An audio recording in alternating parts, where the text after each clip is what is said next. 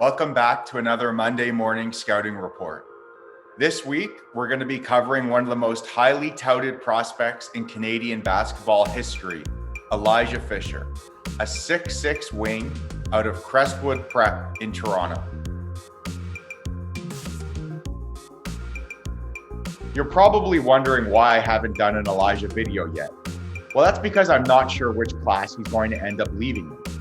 Right now, Elijah's listed as a 2023, but I think he might leave in 2022. Elijah's done all he needs to do with the high school scene. He's improved every season. He's only getting better. And I think with college development and college strength and college plyometrics, there's really no limit to how good he can become, even as a shooter, as an attacker, and as a defender. Elijah has offers from pretty much every school imaginable and will have his pick of the litter, whether he goes in the 2022 or the 2023 class. There's a few things that have always separated Elijah as he's continued his rise throughout high school. First, his strength through contact, his ability to maintain his path towards the rim after that initial bump and at the rim finishing, whether he's finishing below the rim or whether he's dunking it and showing off his athleticism. He's really strong with the ball and able to finish pretty much like a man ever since he was in grade 9 in the first time I saw him. Secondly, Elijah's ability to always get to the rim is really impressive. Whether it's with his right or with his left, he doesn't waste dribbles. And people have talked about him needing to improve his finishing, which is with his left, which is fair, but he still doesn't waste dribbles. He still finds ways to get to the rim because he's crafty with the ball and he's still so strong with it. And third of all, Elijah's mentality. Elijah has this alpha mentality that he's always had, that when he's on the floor, he's the best player, he's gonna get to the rim, he's gonna score, and their team's gonna win. He's just got that mentality that you can't teach. The belief that he's an NBA player, that he's going to continue to get what he wants, to get where he wants on the floor, and to continue to score, and there's nothing you can do about it. Elijah has done a really nice job developing as a playmaker as well as a primary scorer. He's able to read the blitzes, able to read help, able to make the right read. He's not really what I would call a breakdown player, but he's able to make plays, whether from a standstill or off the bounce. He's quick to read ball screens. He knows how to play. He's not trying to over dribble or force his way if the help is there and if the play isn't there for him. One area of contention on Elijah has been his shooting, but I've seen a marked improvement this season.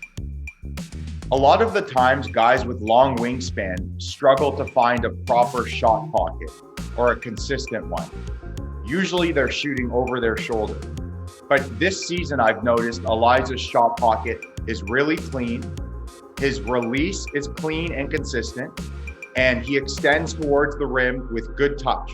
So I know that as he progresses and as he develops his shooting, he's going to be able to improve his shot form and his makes because he's got good touch and because his shot pocket and release point is consistent and there's nothing throwing it offline.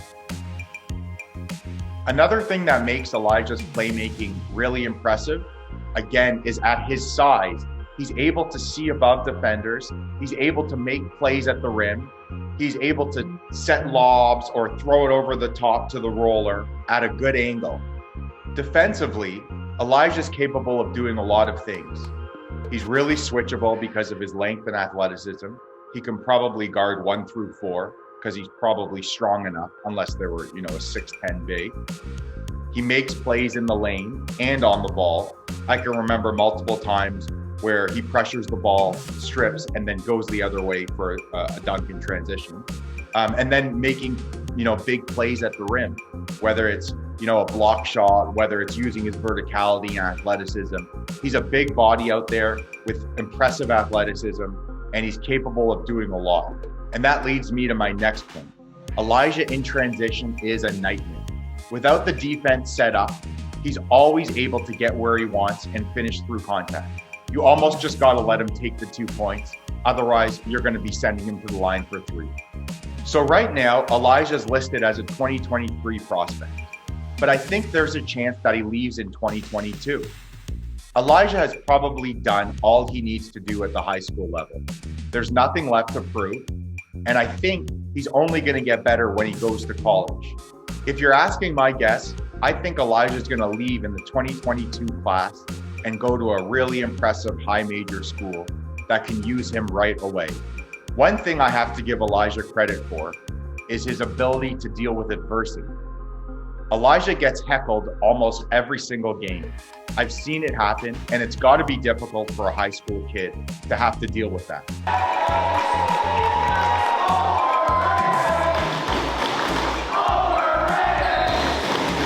He didn't ask for it. He's just been playing basketball, right? So it's a really difficult situation, but he hasn't lashed out.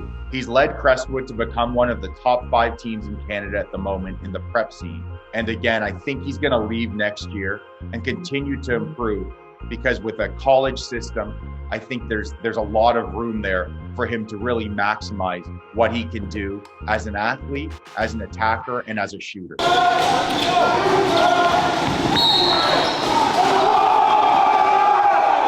I think this one's obvious, but Elijah Fisher is another 5-leaf prospect in my books.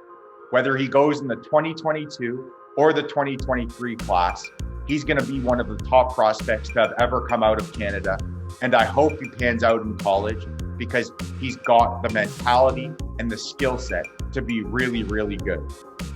Elijah believes in himself more than anyone, and I know he's going to continue to put in the work and prove all the haters and hecklers wrong. That's it for another Monday morning scouting report, and stay tuned next week for a really impressive potential NBA draft prospect out of Canada.